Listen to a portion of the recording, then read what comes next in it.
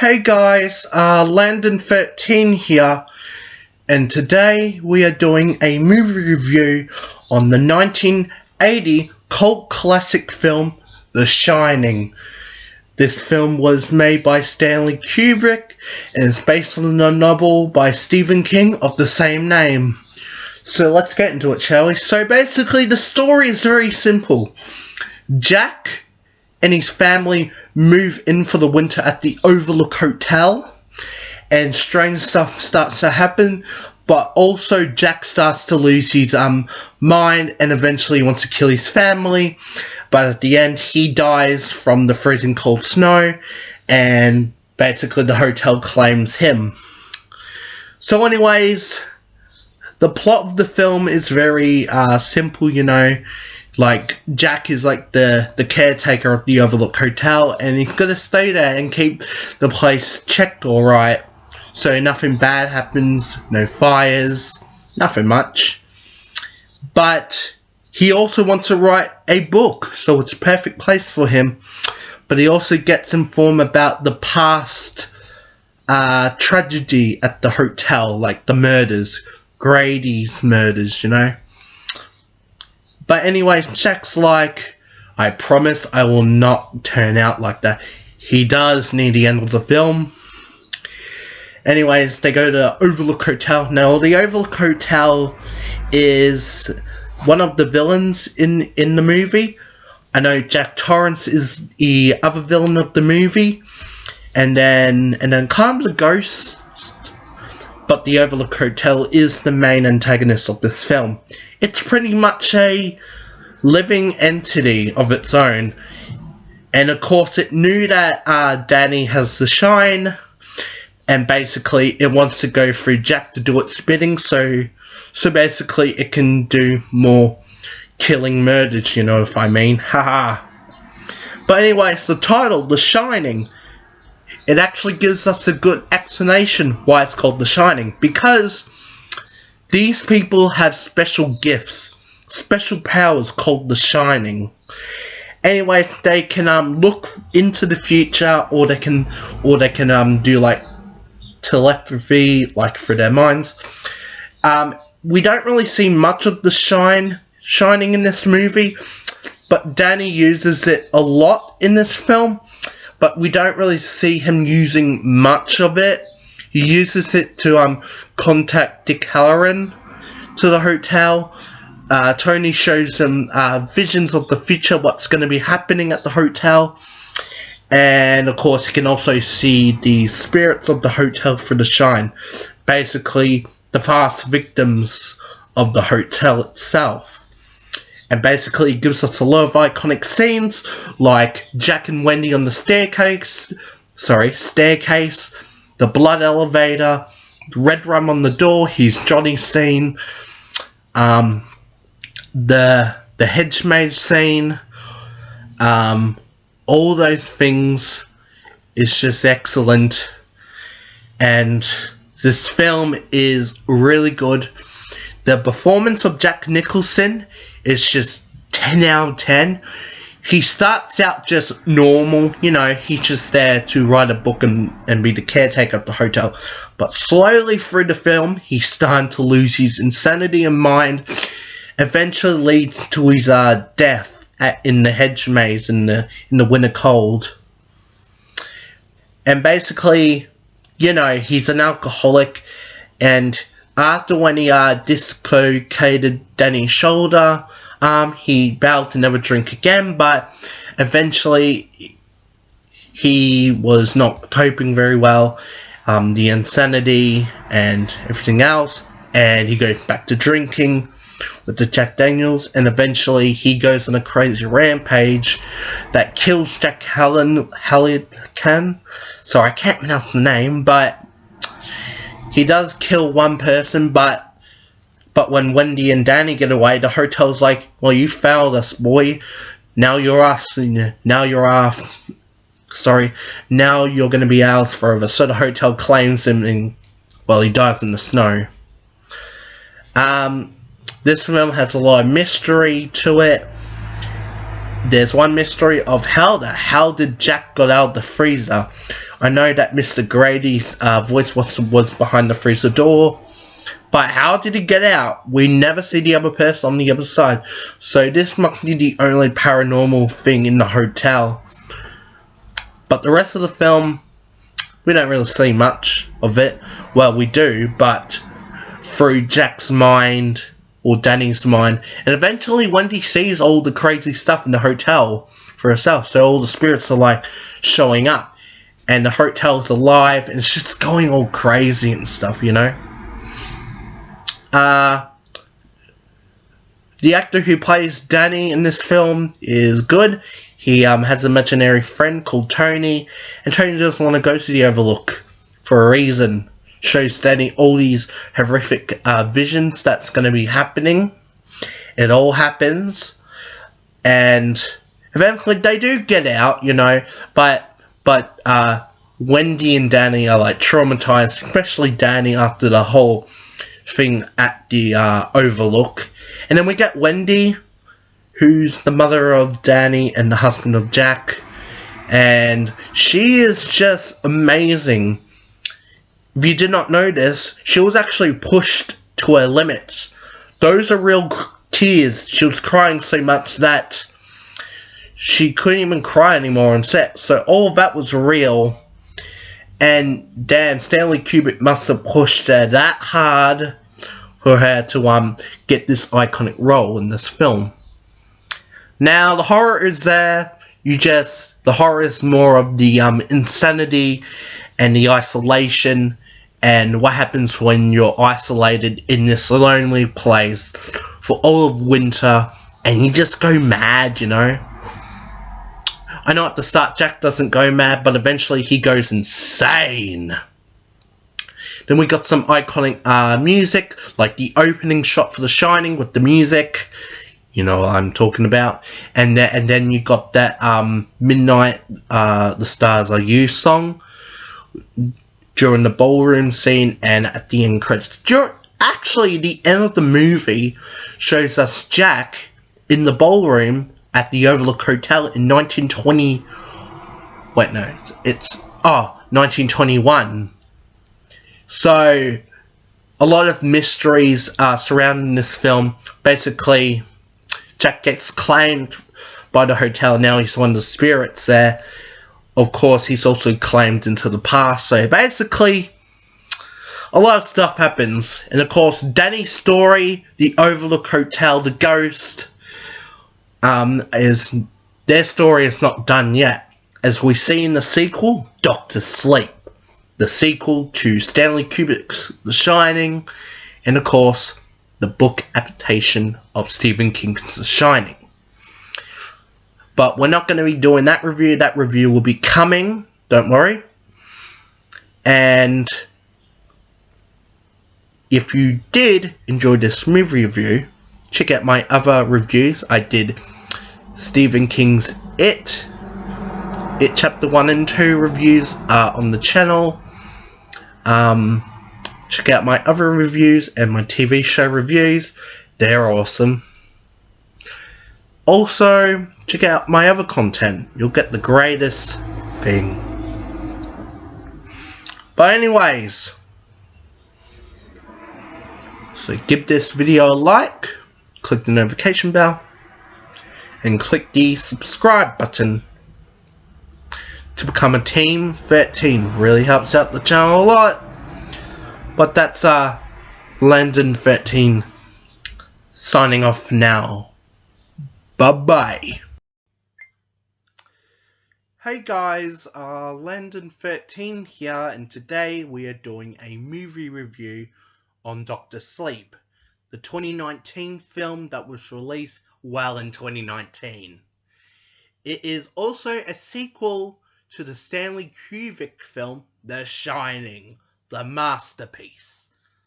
Anyways, Dr. Sleep continues where The Shining ending left off, where, well, basically Danny is traumatized after the events of the Overlook Hotel, and basically becomes an alcoholic to basically subdue his Shining, but his world is turned upside down once again when he meets a young girl named Abra Stone who has the same ability as Danny, but much more powerful.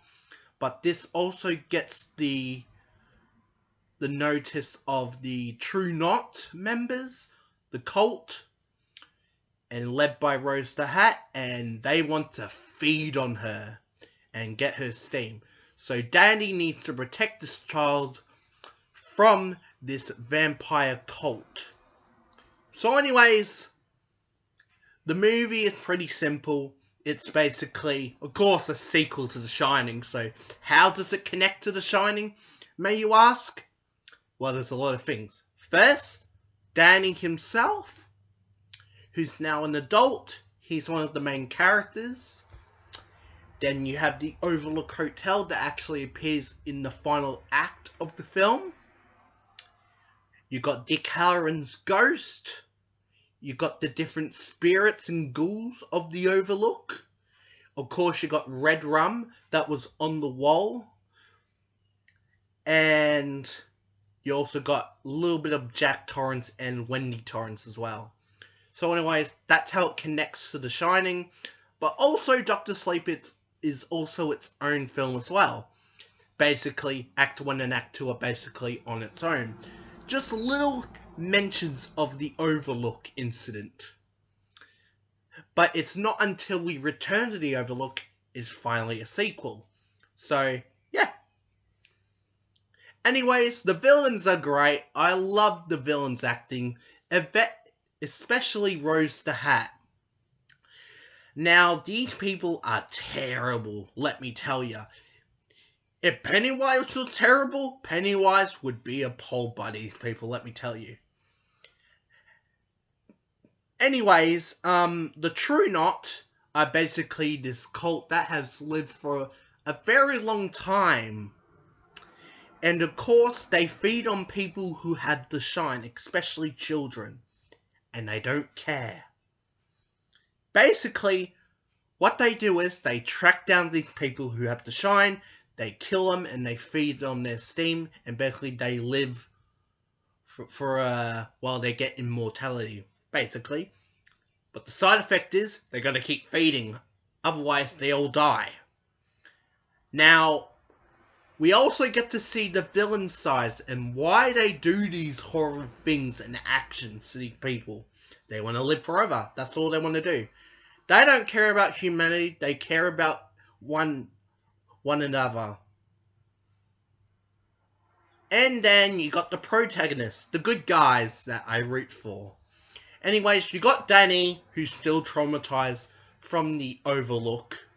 You know, with his father chasing him down with an axe. You got all the different ghosts. Especially the woman in 237. Now, we also get to meet some new characters like Abra, who has the shining ability, and who actually stumbles across the True Knot while they're killing a poor boy. And basically, this actually gets them, motivated to get her. There's a reason why. Because in the director's cut, Rose basically said, we're going to keep her alive and we're going to keep her as a milking cow. Now that's terrifying. But also evil as well.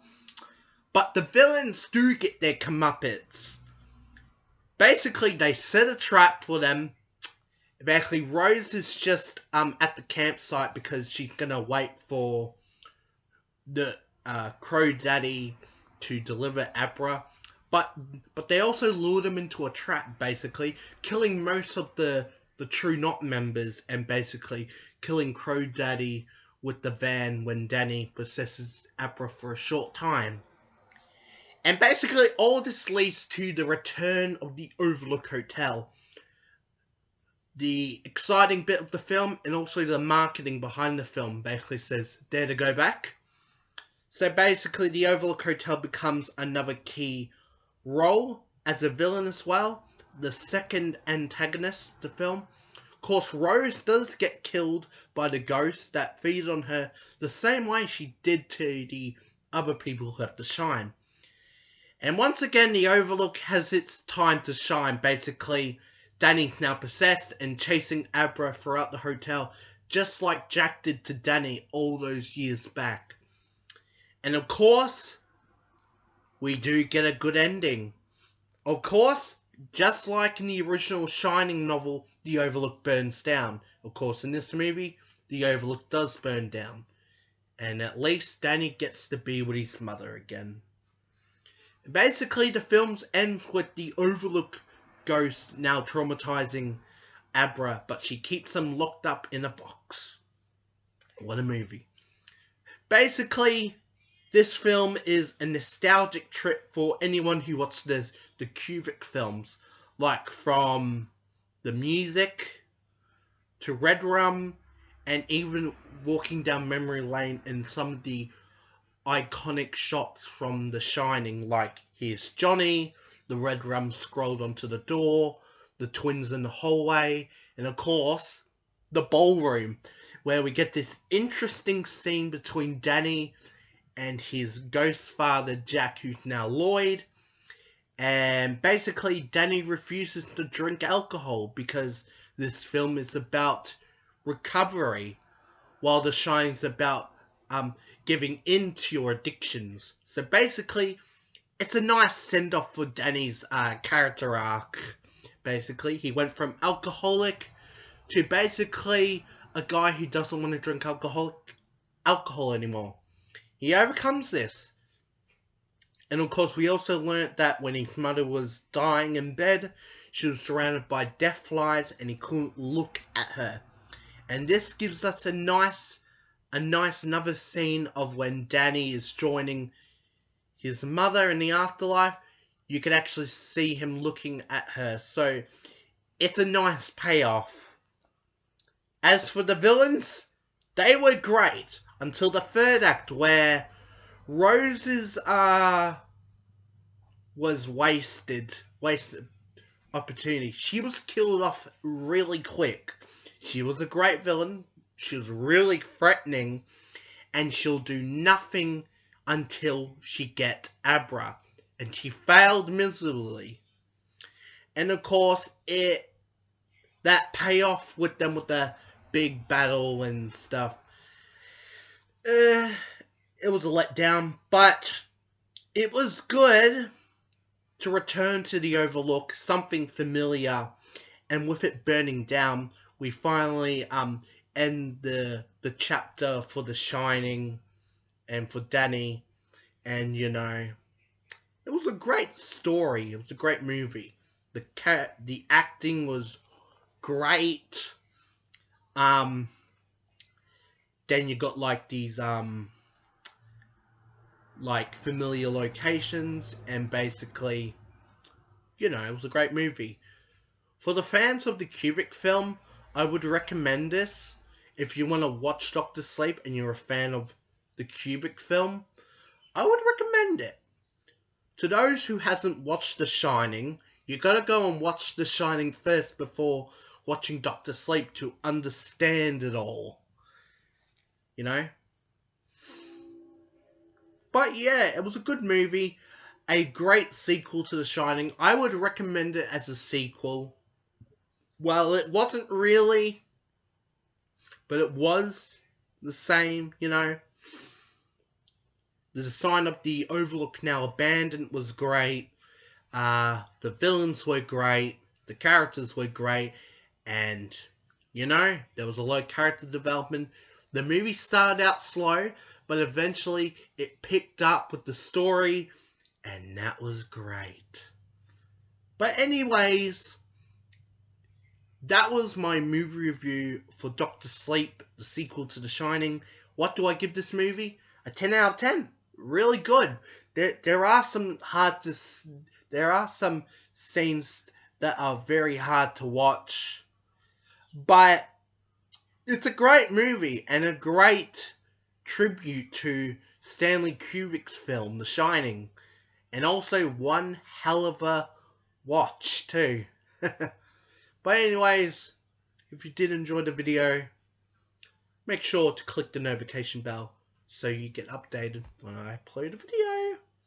Also, click the like button, so you can like the video.